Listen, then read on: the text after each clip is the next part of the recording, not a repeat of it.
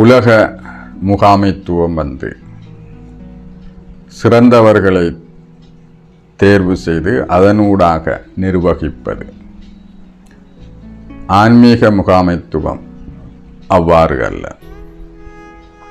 அதாவது அனைத்து தரப்பையும் ஏற்றுக்கொண்டு அவர்களை எந்த இடத்தில் எவ்வாறு பயன்படுத்த வேண்டுமோ அவ்வாறு பயன்படுத்துவது.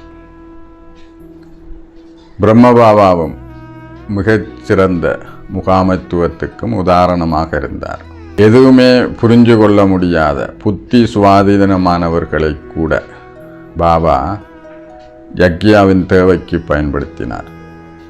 அவருக்கு வேறு வேறு பணிகள் செய்ய முடியாது, ஞானத்தையும் புரிஞ்சு கொள்ள முடியாது. ஆனால் மதுபனிலிருந்து அனுப்பப்படும் கடிதங்களுக்கு அந்த கடிதங்களை தபாலில் இடுவதற்கேற்ற விதமாக அந்த என்வலப்பில் போட்டு அதை கம்மினால் ஒட்ட வேண்டும். அப்போ அவரை அந்த பணிக்கு பயன்படுத்தி முகாமைத்துவத்தையும் இலகுவாக மாற்றினார். அந்த நபரும் அவருடைய வாழ்க்கையில் பாக்கியத்தை அடைவதற்கு வழிவகுத்தார். இந்த மாதிரியான மனோபாவம் இருந்தால் ஒருபோதுமே தலைமை தாங்குவதில் சுமையாக வேண்டிய அவசியமில்லை.